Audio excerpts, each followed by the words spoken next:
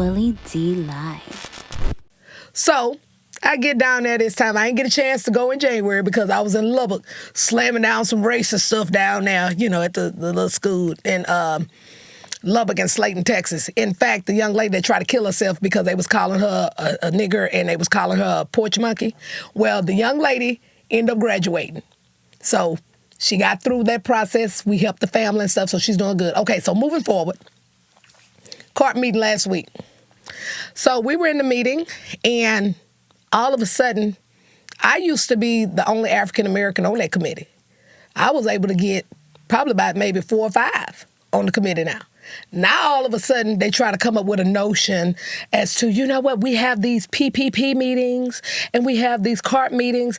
Why don't we just do away with both of them and we just have one meeting, one committee where it's only 24 people. They're trying to get the power back. Yeah, see what they're trying to do? Yeah. They're trying to get rid of people that just got on this committee, which is a 2-year term.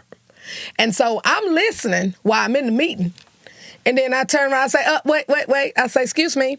First of all, what would be the ethnic makeup of this committee? Because last I checked, these are kids. These are black and brown kids that look like us. So how can you make decisions on our kids?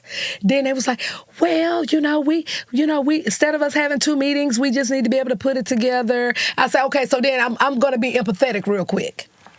I remember 6 years ago when I first got on this committee by the former commissioner that put me on here to shake it up, right? And you want to take away that opportunity from these new people that just got on this committee who wants to work for the best interests of kids because they in the trenches and they look like me. Oh, everybody got quiet. So then I turned around and said, because look, let me make sure y'all understand something. When you do not have the people that look like us on this committee, when you do not have a seat at the table, you on the menu. So one of the white judges that was on the PPP committee, he was like, I've never heard that. He pretty much responded to what I said, and he felt that we should keep it the way it is, and they wasn't ready for that. And so when he made the statement saying that, well, I'm after you, I've never heard of it. I say you would not have heard of it because you know why? You privileged. So that's probably why you haven't heard that saying, right? So then we jump from that. We jump from another issue that I found that they're doing to try to put minority providers like myself out of business. They're doing some real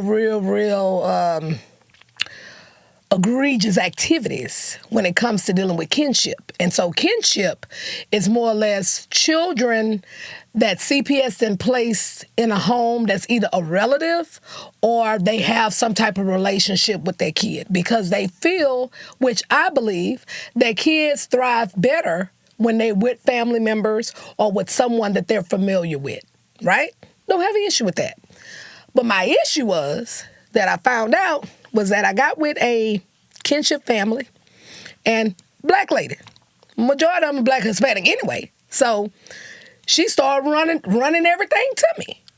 So she told me, she said, when she went to the CPS office and they give them a list of all the providers, like myself, that deals with kinship, what they don't supposed to do is tell them what agency to go to.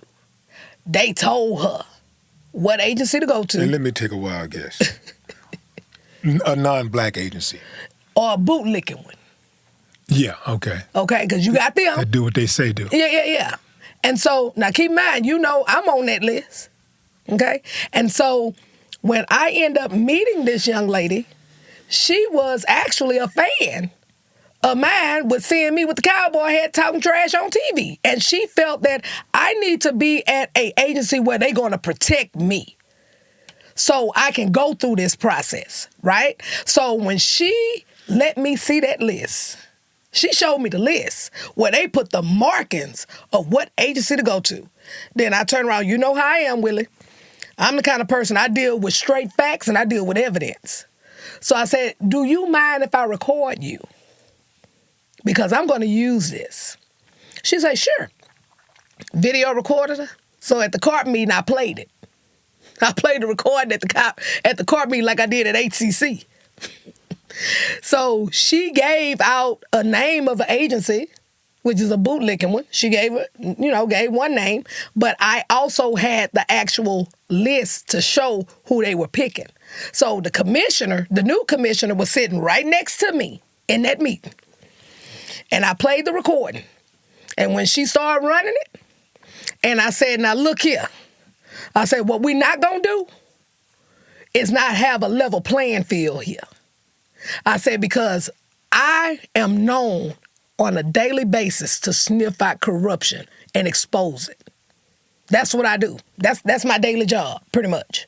So it appears to me we have some providers that is participating in some egregious corruption.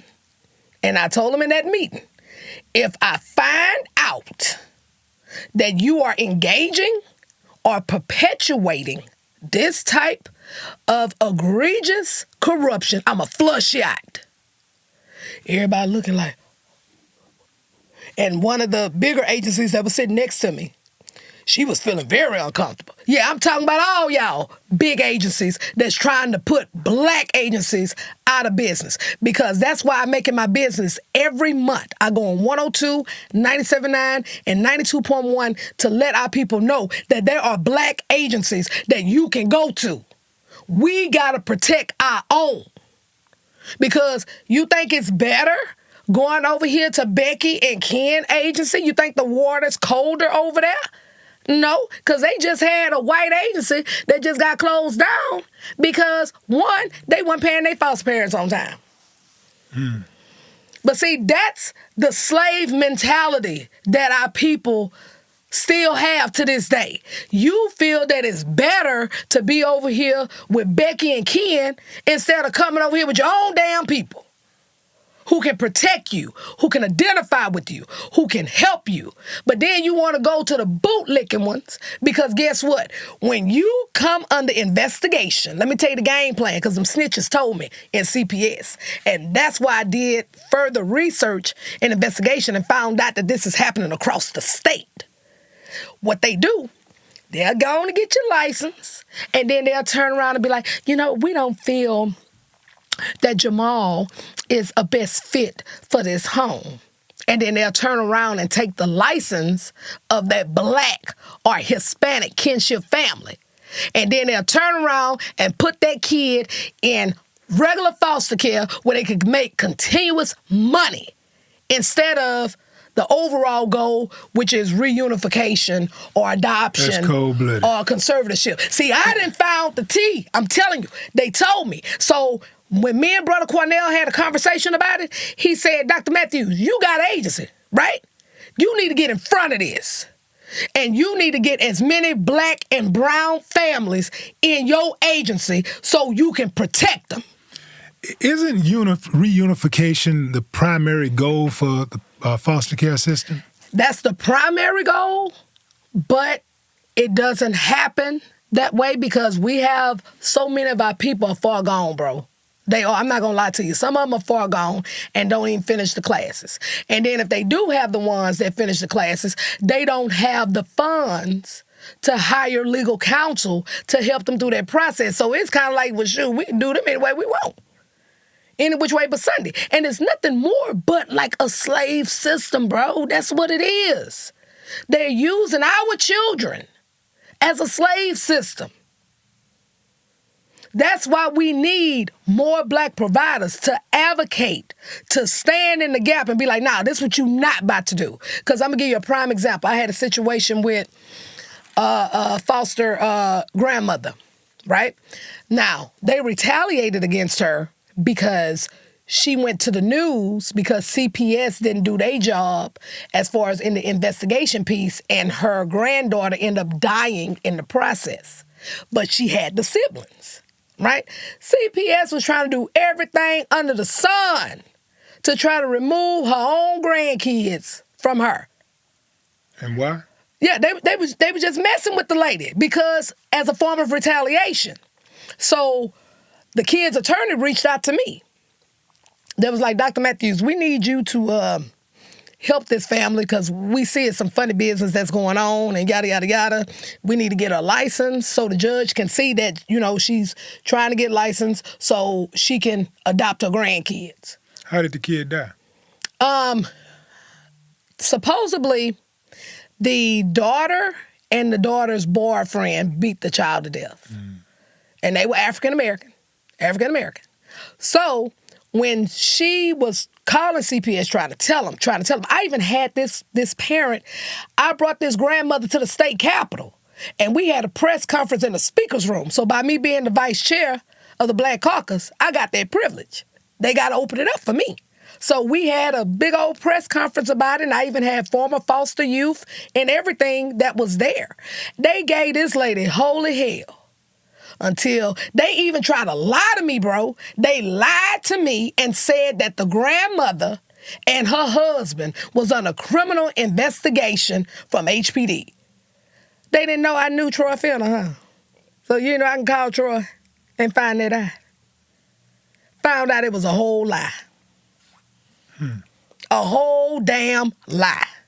And when I say I brought legislators and everything to jump in front of this, so the end result was that the adoption was done last month. Oh, it was done. Beautiful. But I was not playing because I was fighting against the machine. Yeah, they tried to retaliate against me, bro. Yeah, but when they saw it was real, they said, you know what? We get enough of them to go our way. Let's just leave this one right here alone because they over here fighting too hard. Classic bully.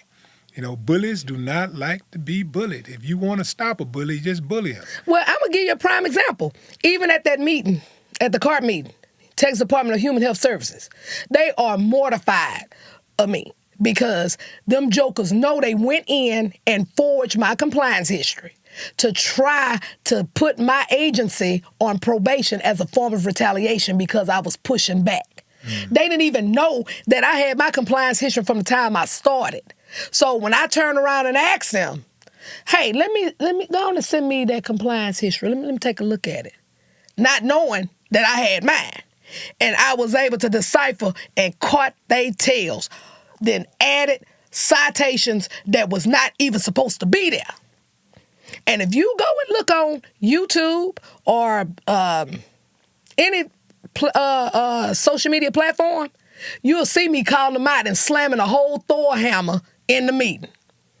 Then what ended up happening, every year, because I hold a LCPAA administrator license, which is a licensed child care administrator license. You have to have that license in order to operate. That license hold your license to your business. And that was why I got my license, because I didn't want to have my business in the hands of somebody else. So if you decide you get mad and want to walk off, I'm stuck out. Now, I'm going to have my license too. So you don't do what you need to do, then you can kick rocks because this business still finna go on. So every year we have to go and have with this administrative conference so we can get our hours, so we can renew our license every 2 years, right? So I'm at the meeting last year in November, and I'm already on Human Health Services behind because I done caught you forging falsification of documentation. I done caught you. So we all in the little meeting together, everybody sitting at the tables and stuff like that. So one of my snitches from CPS told me, Dr. Matthews, there they go over there. Oh, they over there? Oh, okay then. All right, bet. So I go walk over there. I'm already intimidating. I come there with a cowboy hat on, probably got a blazer, looking where that this one don't play. So I walk over there to the table because they've already saw the press release I put out. And I had other civil rights organizations then join with me that we were going to do a press conference in front of their office. So I'm the kind of person, I'm not going to talk behind your back. I'm going to put you on notice. So I go over there to their table. I say, and good afternoon, how y'all doing? Oh, we're fine. I say, you better be ready for tomorrow. And walked off. So they went and told the head person of the conference. And so the head person came to me, was like, Dr. Matthews, can we have a conversation? Sure. So I go over there, and she was like, well, we really don't want Human Health Services to leave, and they felt threatened. I said, that wasn't a threat. That was a put on notice. I'm sure you seen this press release, and I'm sure you know that I'm about to go public on them tomorrow. And she's like, well, I just don't want them to leave. I say, I don't give a damn if they leave at this point, because I done caught you. I done caught you doing some corruption. And this is the stuff that they supposed to make sure that other providers are not doing. But you doing it.